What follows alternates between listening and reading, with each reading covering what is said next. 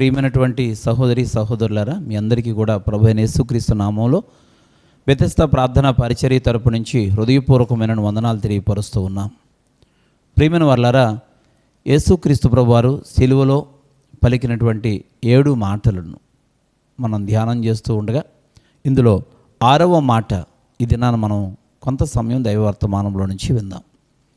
ప్రియ సహోదరి సహోదరులారా, యేసుక్రీస్తు ప్రభువారు పలికినటువంటి ఆ 7 మాటలు ఎంతో శ్రేష్టమైనవి.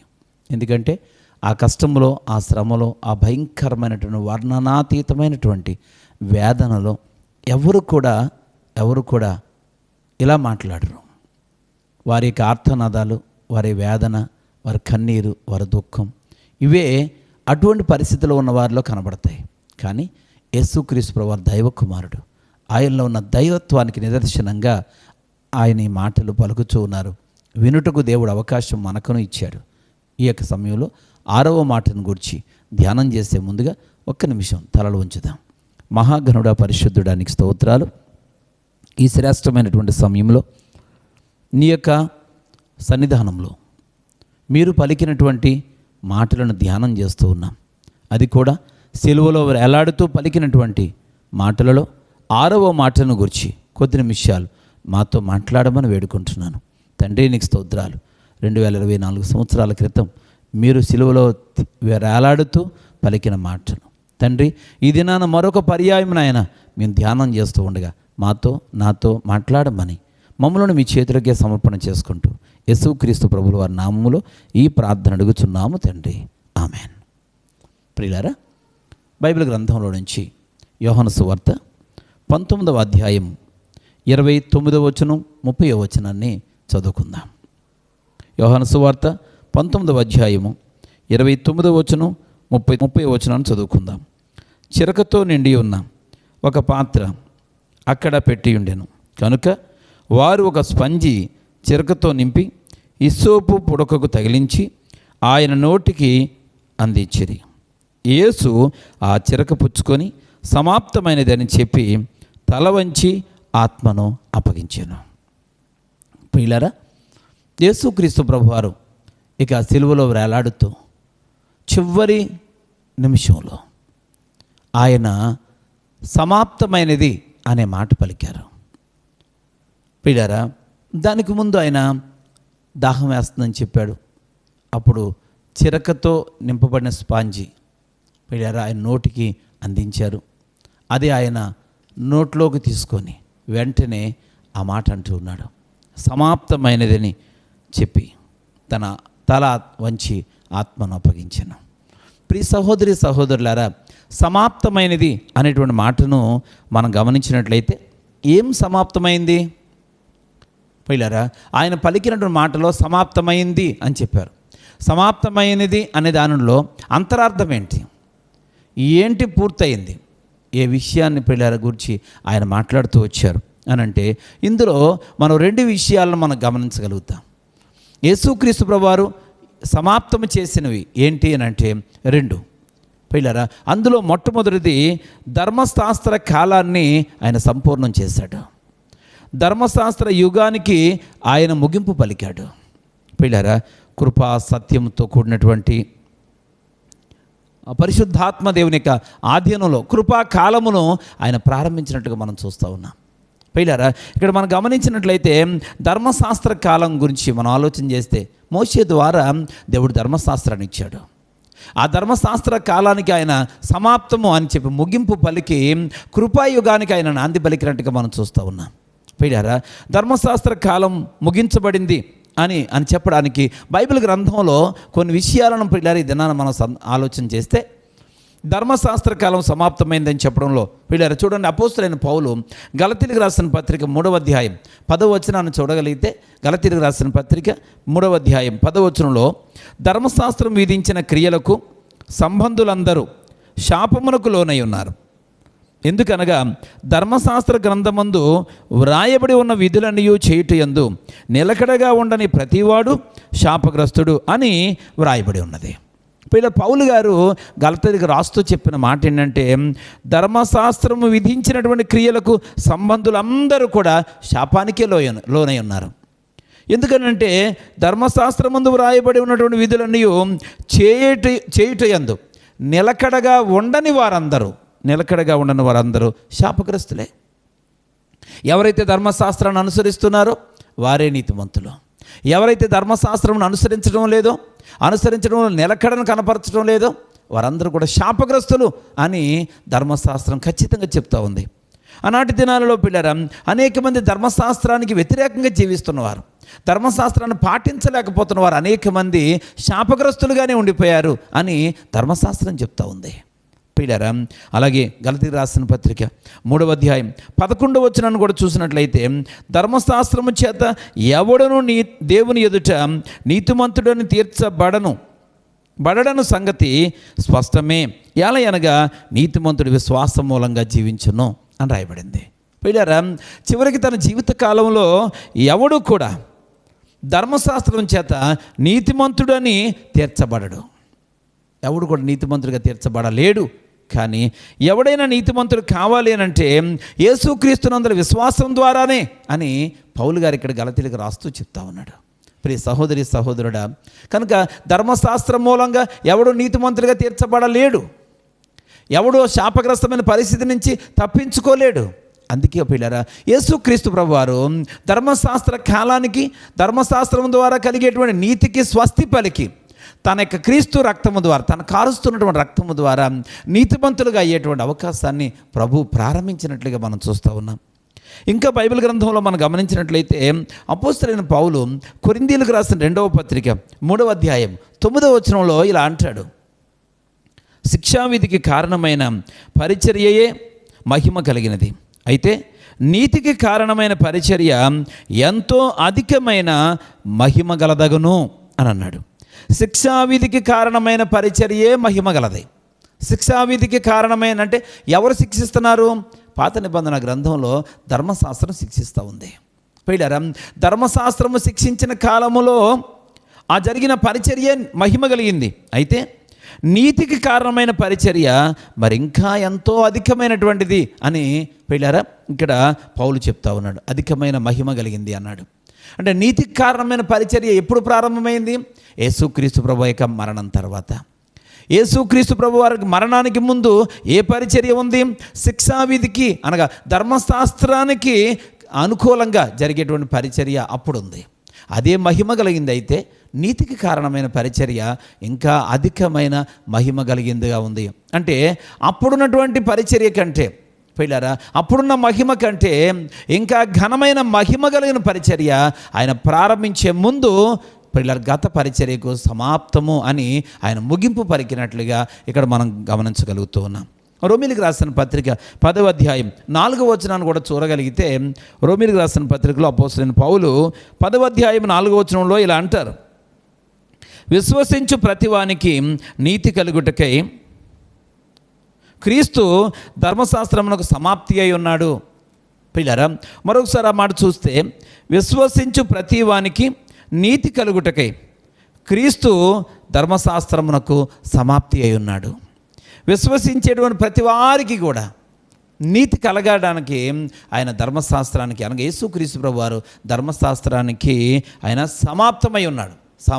అంటే ఆయన ముగింపు పలకడానికి సిద్ధంగా ఉన్నాడు, ముగింపు పలికి ఉన్నాడు. అందుకే పిల్లరా, ధర్మశాస్త్ర యుగానికి యేసుక్రీస్తు ప్రభు వారు ఏం చేశారయ్యానంటే సమాప్తము అని ముగింపు పలికినట్లుగా మనం చూస్తూ ఉన్నాం. ప్రియ సహోదరి సహోదరులారా, మన ఆధ్యాత్మిక జీవితంలో వాక్యాన్ని బాగా మనం పరిశీలన చేసినప్పుడు యేసుక్రీస్తు ప్రభువారు ధర్మశాస్త్ర యుగానికి సమాప్తము అని ఆయన పలికాడు, ఆయన ముగింపు పలికాడు. చూడండి, అపోస్తుల కార్యాలు 13వ అధ్యాయం 29వ వచనంలో ఇలా అంటాడు. అపోస్తుల కార్యాలు 13వ అధ్యాయం 29వ వచనంలో వ్రాయబడిన మాట, వారు ఆయనను గూర్చి వ్రాయబడినవన్నీ నెరవేర్చిన తరువాత ఆయనను మానుమ్రేద నుండి దింపి సమాధిలో పెట్టిరి. సమాధిలో పెట్టడానికి ముందు పిల్లరా, సిలువలో వేలాడుతూ ఉన్నప్పుడు అక్కడ జరిగిన సంఘటన ఏంటంటే, వారు ఆయనను గూర్చి వ్రాయబడినవన్నీ, ఆయన గురించి పరిశుద్ధ గ్రంథంలో ఏవేవైతే రాయబడ్డాయో అవన్నీ కూడా నెరవేర్చిన తర్వాత ఆయనను మ్రాను మీద నుండి కిందికి దింపి ఆయనను సమాధిలో పెట్టారట. పోయిలారా, అంటే ఆయన చేయవలసినవన్నీ కూడా సిలువలో వేలాడుతూ ఉన్న సమయం వరకు చేసేసాడు ఆయన. పోయిలారా, అవి సంపూర్ణం అయ్యేదాకా ఆయన సిలువ మీద నుంచి కిందకి దించలేదు. నెరవేర్చబడినవి ఆయన పూర్తిగా నెరవేర్చాడు అని కన్ఫర్మ్ చేసుకున్న తర్వాత పోయిలారా, అక్కడ యేసుక్రీస్తు ప్రభుని దింపి సమాధి చేసినట్లుగా మనం చూస్తూ ఉన్నాం. పిల్లారా, ఎందుకు ఈ మాట జ్ఞాపకం చేస్తున్నానంటే యేసుక్రీస్తు ప్రభువారు పిల్లారా ప్రతీది కూడా నెరవేర్చడానికి ఇష్టంగా ఉన్న దేవుడు ఆయన. చూడండి, లూకాసు వార్త 18వ అధ్యాయం 31వ వచనంలో ఏమన్నాడు తెలుసా? లూకాసు వార్త 18వ అధ్యాయం 31వ వచనంలో ఆయన 12 మంది శిష్యులను పిలిచి, ఇదిగో యెరూషలేమునకు వెళ్ళుచున్నాము, మనుష్య కుమారుని గూర్చి ప్రవక్తల చేత వ్రాయబడిన మాటలన్నీ నెరవేర్చబడును. పిల్లరా, ఆయన యెరూషలేమునకు వెళ్ళే ముందే మనం యెరూషలేమునకు వెళ్ళబోతూ ఉన్నాం.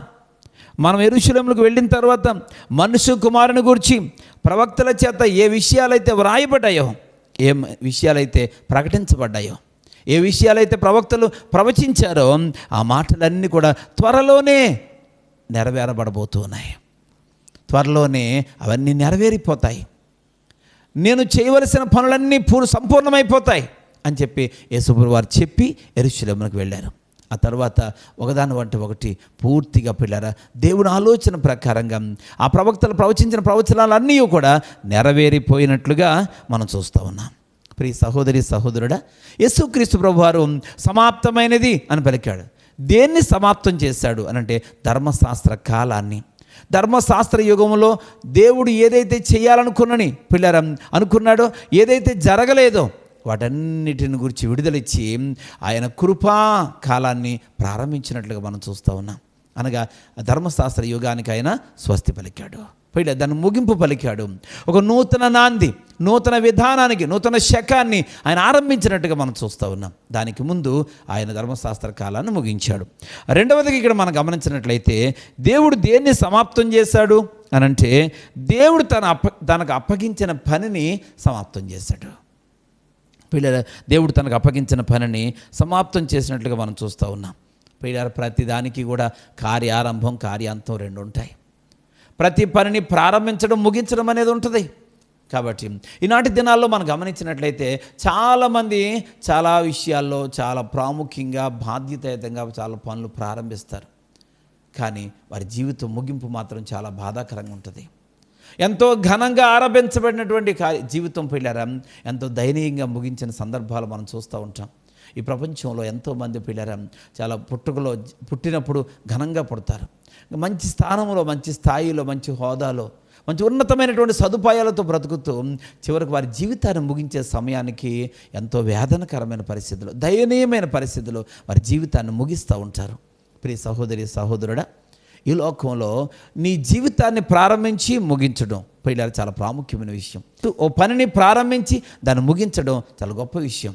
కనుక యేసుక్రీస్తు ప్రభువారు రెండవదిగా ఆయన సమాప్తమైంది అని దేని గురించి అంటూ ఉన్నాడంటే ఆయన ఈ లోకానికి ఎందుకు వచ్చాడో, ఏ పనినైతే చేయడానికి వచ్చాడో, ఏ సువార్త అయితే ప్రకటించడానికి వచ్చాడో, ఏ వ్యక్తులకైతే తన మాదిరిగా తను కనపరుచుకోవాలనుకుని వచ్చాడో ఆ పనిని ఆయన సంపూర్ణం చేశాడు. ఒకంత కూడా ఆయనలో లోపం లేదు. చేయవలసింది ఏది చేయక మానలేదు. ఖచ్చితంగా సంపూర్ణంగా పరిపూర్ణంగా ఆయన చేయవలసిన పనులన్నీ కూడా పూర్తి చేసినట్లుగా మనం చూస్తూ అందుకే ఆయన అంటున్నాడు సమాప్తమైంది.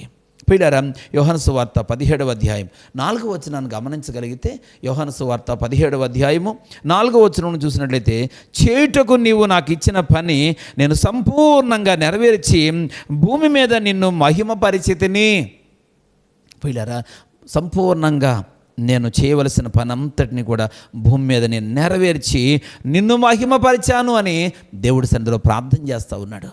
ప్రియ సహోదరి సహోదరుడా, యేసుక్రీస్తు ప్రభువారు చేయడానికి ఏ పని అయితే దేవుడు తండ్రి అయిన దేవుడు అప్పగించాడో ఆ పనిని సంపూర్ణంగా నెరవేర్చి భూమి మీద తాను పంపినటువంటి తండ్రిని పిల్లరా మహిమపరుస్తూ ఉన్నాడు. వాక్యం వింటున్న సహోదరి సహోదరుడా, నీ జీవితంలో కొన్ని వాక్యం వింటూ ఉన్నావు. నీవు కూడా ఈ భూలోకానికి ఉద్దేశానుసారంగా దేవుడి చిత్తానుసారంగా ఈ లోకానికి వచ్చావు. నీవు దేవుడి చిత్తాన్ని నెరవేరుస్తున్నావా? దేవుని చిత్తాన్ని నెరవేర్చాలనేటువంటి ఆకాంక్ష, పట్టుదల, తపన నీకుందా? ఈరోజు దేవుని బిడ్డవైతే దేవునితో సాంగత్యం చేస్తున్న వ్యక్తివైతే, క్రీస్తు రక్తంతో కడగబడిన వ్యక్తివైతే, క్రీస్తుకు వారసుడిని వారసురాల్ని అని చెప్పుకొని ఆ విధంగా వారసత్వాన్ని పొందాలని నీవు అనుకుంటే ఖచ్చితంగా యేసు ప్రభువులా మనం చేయాల్సిన అవసరం ఉంది. యేసుక్రీస్తు ప్రభువారు ఈ భూలోకానికి ఎందుకు పంపబడ్డాడో ఆ పనిని దృష్టిలో ఉంచుకొని ఆ పనిని కొనసాగిస్తూ ఆ పనిని ముగించినట్లుగా మనం చూస్తూ ఉన్నాం. ప్రియ సహోదరి సహోదరుడా, నీవు నేను కూడా కారణ జన్ములం. ఒక ఉద్దేశానుసారంగా దేవుడు మనల్ని పుట్టించాడు. తల్లి గర్భములో పెండముగా ఏర్పరచబడక మునిపే నీవు నన్ను ఎరిగితివి అంటాడు భక్తుడు. పిల్లారా, ఈరోజు మనం కూడా మన తల్లి గర్భములో ఏర్పరచబడక మునిపే దేవుడికి మనం తెలుసు. ఒక ఉద్దేశానుసారంగా దేవుడు మన తల్లి గర్భములో మనల్ని పెట్టాడు. పిల్లారా, ఒక ఉద్దేశానుసారంగా దేవుడు జన్మింపచేశాడు. మన ఆయుష్ దినాలన్నీ కూడా దేవుడు లెక్కించాడు. ఎంతకాలం బ్రతుకుతామో, బ్రతికే కాలంలో మనం ఏం చేయాలో ఇవన్నీ కూడా మన పక్షంగా మన కొరకు దేవుడి దగ్గర ఒక ప్రణాళిక ఉంది. నీ జీవితంలో దేవుడితో సహవాసం చేస్తూ దేవుని ప్రణాళికను తెలుసుకునే ప్రయత్నం చేయాలి. దేవుని ప్రణాళిక ఒకలా ఉంటే మన ప్రణాళిక మరొకలా మన ముందుకు తీసుకుని వెళితే అది ఆశీర్వాదకరం కాదు. దేవుడు పిల్లారా, యోనాను నినివేకి వెళ్ళమంటే తర్షీసుకు వెళ్ళే ప్రయత్నం చేశాడు. పిల్లారా, ఎంత వేదన పొందాడు. తన జీవితంలో ఒక అద్భుతమైనటువంటి దేవుని దృష్టిలో నమ్మకస్తుడైన సేవకుడు ఎన్ని రకాలైనటువంటి కష్టాలు అనుభవించాల్సి వచ్చింది, ఎంత అవమానం పొందాల్సి వచ్చింది. ప్రియ సహోదరి సహోదరుడా, దేవుని చిత్తాన్ని ఎరిగి ఆ ప్రకారంగా ముందుకు వెళ్ళగలిగితే మనకు ఆశీర్వాదం. అబ్రహాము దేవుని చిత్తానుసారంగా జీవించాడు. అందుకే అబ్రహామును బహుగా దేవుడు ఆశీర్వదించినట్టుగా చూస్తున్నాం. యోసేపు శ్రమలలో ఉన్నప్పటికీ కూడా ఇది దేవుడి చిత్తం, ఇది దేవుని ప్రణాళిక అని గ్రహించి శ్రమలను సహించి భరించి ముందుకు వెళ్ళాడు. యోసేపు దేవుడి చేత ఆశీర్వదించబడ్డాడు. పిల్లారా, బైబిల్ గ్రంథంలో ఇంకా మనం చూస్తే లోతు అనేటువంటి వ్యక్తికి కనబడతాడు. లోతు నీతిమంతుడే, లోతు భక్తుడే, కానీ దేవుని చిత్తాన్ని అనుసరించడంలో చిన్న పొరపాటు చేశాడు. సొదొమ గొమొర్రా ప్రాంతాలను నాశనం చేసేటప్పుడు లోతు కుటుంబాన్ని బయటికి దేవదూతలు తీసుకుని వచ్చి, ఇదిగో ఆ కొండకు పారిపోండి అని అంటే లోతు అంటాడు, నేను ఆ కొండకు పారిపోలేను, ఇదిగో ఈ సమీపంగా ఉన్న మరొక కొండకు నేను పారిపోతాను అని చెప్పాడు. పోయిడారా, ఇక్కడ మనం గ్రహించాలి, దేవుడు ఎక్కడికి వెళ్ళమన్నాడో అక్కడికే వెళ్ళాలి, ఏం చేయమన్నాడో అదే చేయాలి. అది నువ్వు తెలుసుకోగలగాలి, దేవుడు చెప్పినప్పుడు గ్రహించగలగాలి. ఒకవేళ దేవుడు చెప్పకపోతే, దేవా నా పట్ల నీ చిత్తం ఏమై ఉంది, నేను బ్రతికే ఈ కాలంలో ఏమేమి చేయాలి, దేవుడిని అడగాల్సిన అవసరం లేదా సహోదరుడా? అడుగుతున్నావా? అడగకుండానే కాలక్షేపం చేస్తూ నీవు అనుకుంటే దాన్ని జరిగిస్తూ ఇదే దేవుని చిత్తమని గ్రహిస్తూ ఈ భక్తిలోని విశ్వాసంలోనే నేను పరలోక రాజ్యాన్ని చేరుకుంటాను, ఇలాంటి భక్తితోనే నా జీవితాన్ని నేను ముగిస్తాను, సమాప్తం అని చెప్పగలుగుతాను అనుకుంటున్నావా? నువ్వు సమాప్తం కాకుండానే సమాప్తం అని చెప్పే ప్రయత్నం చేస్తున్నావేమో. దానికి తగిన ప్రతిఫలం పొందబోతున్నటువంటి ఆశీర్వాదాన్ని నువ్వు పోగొట్టుకుంటావు. జాగ్రత్త. ఈ లోకంలో బ్రతికే కాలంలో దేవుడి చిత్తాన్ని తెలుసుకోవాలి. దేవుడు ఆలోచన ఏంటి అని అడిగి తెలుసుకోవాల్సిన అవసరం ఉంది. దేవా, నా జీవితంలో నేనేం చేయాలయ్యా?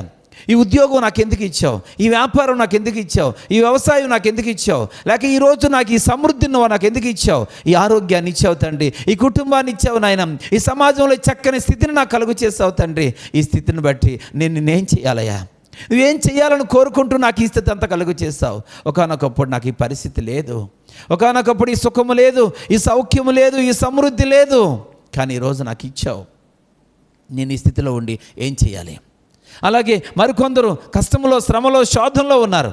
ఆ స్థితిలో ఉండి కూడా దేవుణ్ణి అడగాలి, ప్రభువా నాకు ఈ బలహీనత ఉంది, కష్టం ఉంది, శ్రమ ఉంది, శోధన ఉంది, కానీ ఈ స్థితిలో ఉండి నేనేం చేయాలని కోరుకుంటూ ఈ శ్రమలను నాకు అనుమతించావయ్యా. కష్టాల్లో, శ్రమల్లో, శోధనలో కూడా తను చేయగలిగింది చేయొచ్చు పిల్లరా.